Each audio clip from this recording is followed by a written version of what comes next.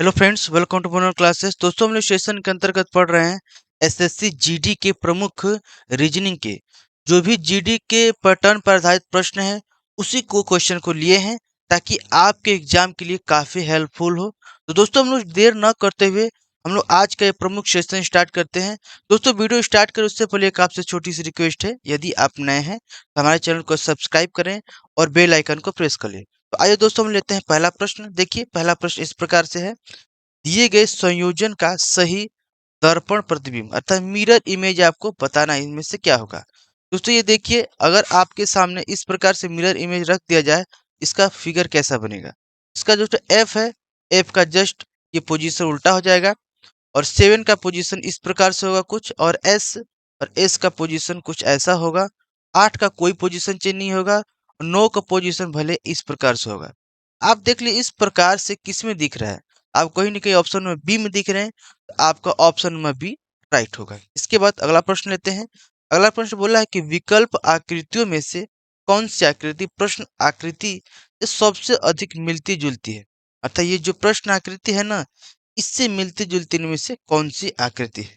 तो अगर आप देखें ए, तो ए भी नहीं है, क्योंकि इनमें से देखिए 1 2 3 इस प्रकार से कैपिंग वाला है, इसमें से एक ही है। इसमें देखिए, इसमें 2 है। देखिए ये कैपिंग को देखें, 1 2 3 इस प्रकार से इसमें दिख रहा है आपको। देखिए 1 2, इस आधार पर कह सकते हैं आपका ये सी वाला सही होगा, तो इस आधार पर ये ऑप्शन नंबर राइट होगा। इसके बाद नेक्स्ट क्वेश्चन लेते हैं। नेक्स्ट क्वेश्चन दोस्तों देखिए, घड़ी से दिया है, बोला है कि 7:20 हो रहे हैं, तो घंटे और मिनट के सुई में कितने डिग्री का कोण बनेगा, ये आपसे पूछा हुआ है। दोस्तों, इसके लिए एक फॉर्मूला होता है। अगर आप घड़ी से रिलेटेड क्वेश्चन नहीं जान रहे होंगे, घड़ी से रिलेटेड आप पढ़े नहीं होंगे, दोस्तों आप हमारे प्लेलिस्ट में जाकर क्लॉक को देख सकते हैं, उसमें हम डिटेल में बताएं। देखिए, आपको यहाँ पर हम बता देते, इसका फॉर्मूला होता है 60 गुणे एच, एच का मतलब घंटा होता है, माइनस 11 गुणे एम, एम का मतलब कि मिनट होता है, ये मल्टीप्लाई है अपॉन में 2। इसी पर रखकर बनाएंगे तो हो जाएगा 60 गुणे एच, एच अर्थात ये आपको आवर को दिखा रहा है, ये आपको मिनट को दिखा रहा है, आप इसको ध्यान रखेंगे। तो 60 गुणे 7 माइनस 11 मल्टीप्लाई आपका 20 अपॉन में करिए, 6 7 42, 420 माइनस 220 अपॉन में, इसको हल करिए। इसको अगर हल करेंगे तो आपको मिलेगा, ये आपको आएगा 200 बटे में आप कटाएंगे तो 100 डिग्री, आपको 100 डिग्री प्राप्त होगा। इस आधार पर ऑप्शन नंबर डी आपका राइट होगा। इसके बाद नेक्स्ट क्वेश्चन लेते हैं।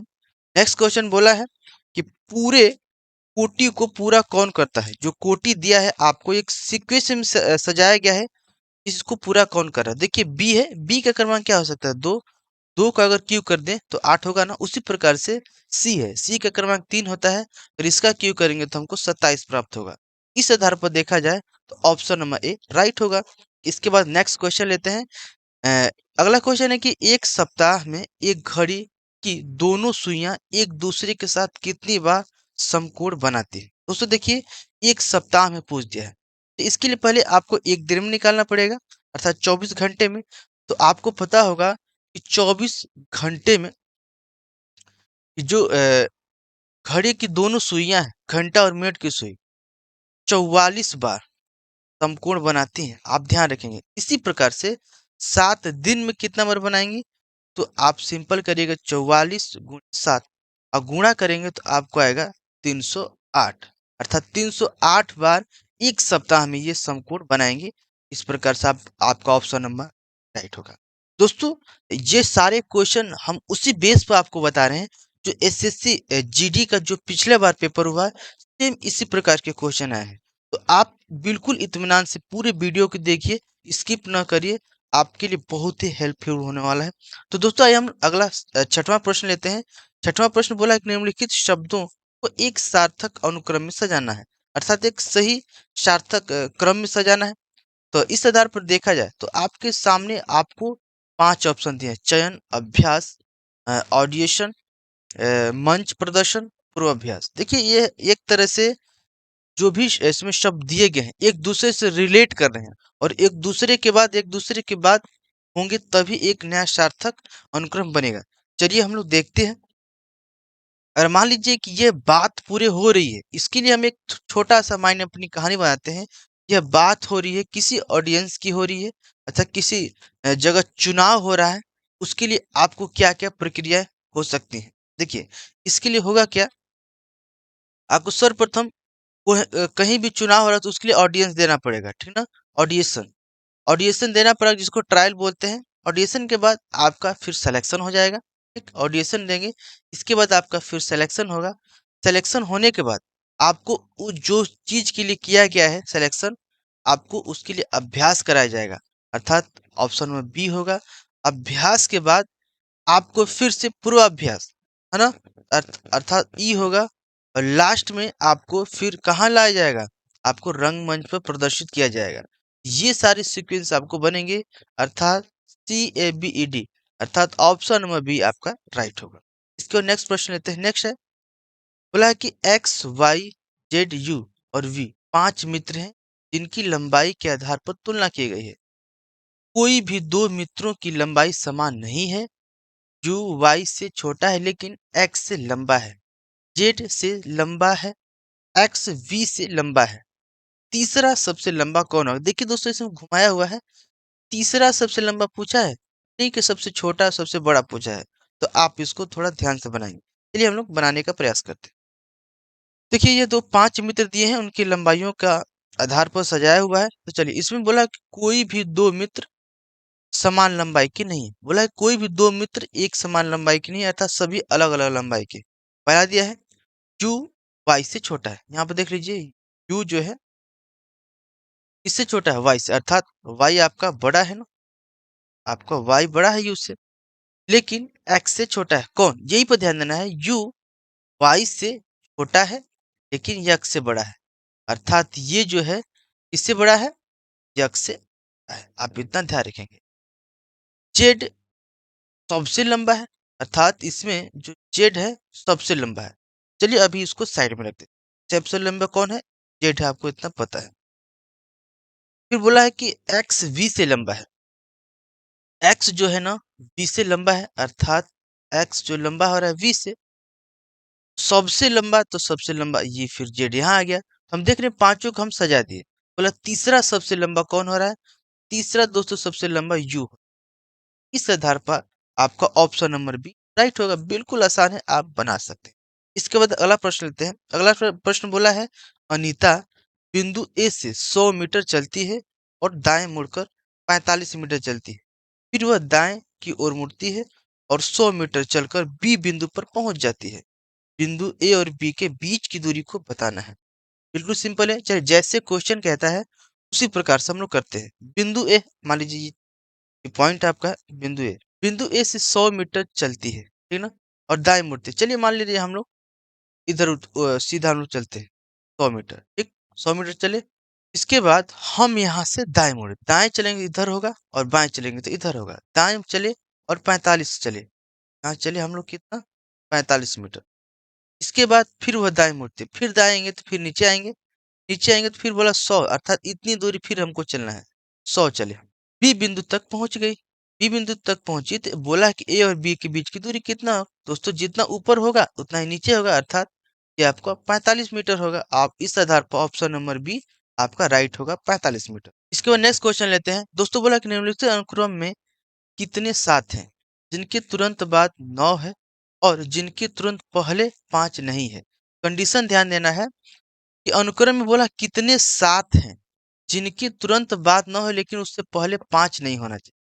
देखिए अगर 7 देखें, जिनके तुरंत बाद 9 है लेकिन 5 नहीं है, अर्थात आपका एक अनुक्रम यह भी बन सकता है। यहाँ भी 7 है, जिनके तुरंत बाद 9 नहीं है लेकिन 5 दिया है, अर्थात इसको हम इस अनुक्रम को नहीं लेंगे। अगला फिर चेक करते हैं। ये 7 देखते हैं, जिसके तुरंत बाद 9 है लेकिन उसके पहले 5 दिया है, इसको भी हमको नहीं लेना। उसके पहले 5 नहीं होना चाहिए, उसके तुरंत बाद 9 होना चाहिए। देखिए इसको लेते हैं तो ये भी आपका नहीं है।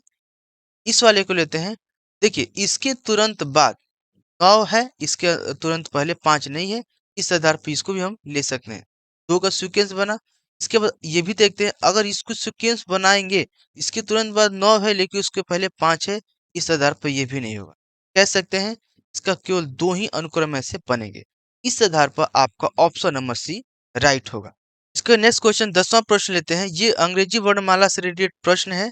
देखिए इसमें पूछा क्या है, अंग्रेजी वर्णमाला को बाएं से लिखा जाए। देखिए बाएं से दाएं, देखिए ऐसे लिखेंगे ए पी डॉट डॉट ऐसे जेड तक जाना है, ठीक ना।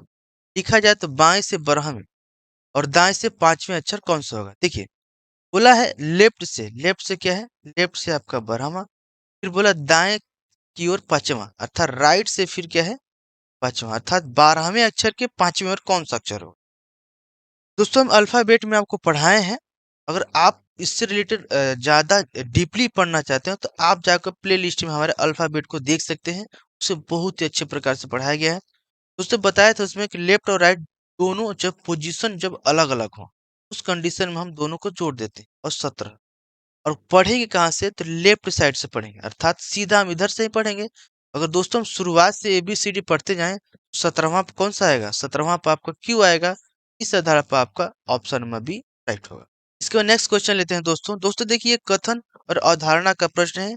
इसमें होता है क्या दोस्तों, इस प्रकार के प्रश्न को बनाने के लिए कोई भी घटना अपने रियल लाइफ से जोड़ी जाती है और रियल लाइफ में जो सही एक्शन होता है ना, उसी आधार पर इसका भी सही और गलत का चुनाव करते हैं। चलिए हम लोग पढ़ते हैं। बोला है एक शिक्षक एक छात्र को कहते हैं, यदि आप मेरी बात को नहीं सुनते हैं तो मैं आपको सजा दूंगा। दोस्तों अगर आपके लाइफ में, अगर आपके क्लास में टीचर आकर इस प्रकार से बात कहता है, तो अगर आप स्टूडेंट है तो आपका डायरेक्ट माइंड क्या कहाँ जाएगा, क्या सोचेगा, यही आपको देखना है। पहला पढ़ते हैं। पहला धारणा क्या है, देखा बोला है कि चेतावनी के बाद छात्र शिक्षक की बात पर ध्यान देंगे। ये बिल्कुल राइट बात है। अगर कोई भी शिक्षक क्लास में आकर इस प्रकार की बात को कहता है, सभी स्टूडेंट इस बात पर विशेष तौर पर ध्यान देते हैं कि कहीं हम पिटा ना जाए, कहीं हमारी गलती ना हो, ताकि हमको सजा ऐसे न मिल पाए। इस बात पर सभी लोग ध्यान देते हैं। दूसरे को पढ़ते हैं। सजा छात्रों को अनुशासित करने का सबसे अच्छा तरीका। कहीं न कहीं ये इसको सैटिस्फाइड नहीं कर रहा है, क्योंकि सजा देने से ही क्यों अनुशासन नहीं होता है, उसको समझाने से भी होता है।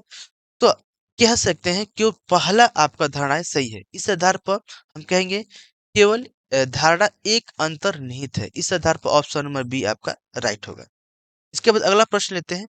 अगला प्रश्न है, देखिए दोस्तों ये जो प्रश्न आया है ना, इस प्रकार के प्रश्न जो भी अभी हाल ही में ग्रुप डी के पेपर हुए हैं ना, उसमें भर-भर के ऐसा क्वेश्चन आया है। तो ऐसे क्वेश्चन को आने के बहुत सारे चांसेज़ हैं। तो आप इसको विशेष तौर पर बनाएँगे, क्योंकि इसका पेपर जो भी अभी बहुत सारे स्टूडेंट बताएँ, जिससे हम लोग भी पेपर उसको किए थे, इसमें इस प्रकार के प्रश्न आए थे। दोस्तों इसको हम लोग करते हैं। देखिए, बोला है कि एच बड़ा है के से, फिर बराबर है आर के, आर छोटा या बराबर है जे से और जे छोटा है एफ से। तो पहले निष्कर्ष को पढ़ते हैं। पहला है आर छोटा है एच से, आर जो छोटा है एच से, अगर हम कहें एच बड़ा है के से और के बराबर है आई के, अर्थात जो के है वो आर है, क्योंकि एक दूसरे के बराबर है। इस आधार पर कह सकते हैं एच आपका कहीं न कहीं बड़ा है। इस आधार पर ये आपका राइट होगा। थोड़ा देखते हैं। एफ छोटा है आर से। देखिए एफ का कंडीशन, एफ जो है आपका बड़ा है इससे। यहाँ पर कंडीशन देखिए, एफ बड़ा है आर से, हम कह सकते हैं एफ बड़ा है जे से और जे दोस्तों बड़ा है आर से, है ना। अर्थात कहीं ना कहीं आर छोटा है, तो हम कह सकते हैं एफ क्या है, जे से भी बड़ा है और आर से भी बड़ा है। कह सकते हैं कि एफ बड़ा होगा आर से। इस आधार पर ये भी आपका सही होगा। तीसरे को देखते हैं। एच बड़ा है जे से, एच जो है जे से बड़ा हो सकता है। देखिए एच जो है दोस्तों के और आर से तो बड़ा है, लेकिन जे से आर छोटा है। जब आर छोटा है तो आर के बराबर के भी बराबर है, तो ये भी छोटा होगा। इस आधार पर ये गलत होगा। तो हम कह सकते हैं कि इस आधार पर आपका केवल ऑप्शन नंबर सी देख लीजिए। केवल एक और दो उपयुक्त आधार पर ऑप्शन नंबर सी आपका राइट होंगे। इसके बाद नेक्स्ट क्वेश्चन लेते हैं। दोस्तों देखिए नेक्स्ट क्वेश्चन ये वेन डायग्राम से दिया गया है, आपको सही चुनना है। तो देखिए कर्नाटक, भारत और एशिया दिया है। ये वेन डायग्राम से इसको क्या दिखा सकते हैं? चलिए हम दिखाते हैं कि एशिया महादेश है, ठीक? इसके अंदर भारत है और भारत के अंदर कर्नाटक राज्य है। अर्थात एक महादेश है, इसके अंदर देश है और देश के अंदर राज्य है। इस आधार पर ऑप्शन में बी आपके राइट है। ये तो बिल्कुल सिंपल सा। इसके बाद अगला प्रश्न लेते हैं। 14वां प्रश्न है दोस्तों, ये बोला है जहाँ भी आपको ये स्टार लगाया हुआ है, आपको ये जो चिन्ह दिए गए हैं इनको रखकर सही हल करना है, सही विकल्प कौन होगा। पहले चलिए हम लोग ए को रख कर देखते हैं। देखिए 12 इसके बाद प्लस लेना है तब प्लस ले लिए, इसके बाद 3 है, इसके बाद फिर भाग दिया है, इसके बाद 2 लिखा है, फिर बराबर चेक करना है। इसको हल करते हैं। 3 चौक सॉरी आपका भाग नहीं होगा ये, ध्यान दीजिएगा, पहले भाग यहाँ होगा। तो हम करेंगे 12 और प्लस 3 बटे दोस्तों हमको 6 लाना है। हम देख रहे हैं अगर भाग करेंगे 1.5 आएंगे, जोड़ेंगे आपको 13.5 आ रहा है। कहीं ना कहीं ए वाला ऑप्शन आपका सही नहीं होगा। चलिए बी वाले को रखा हम लोग चेक करते हैं।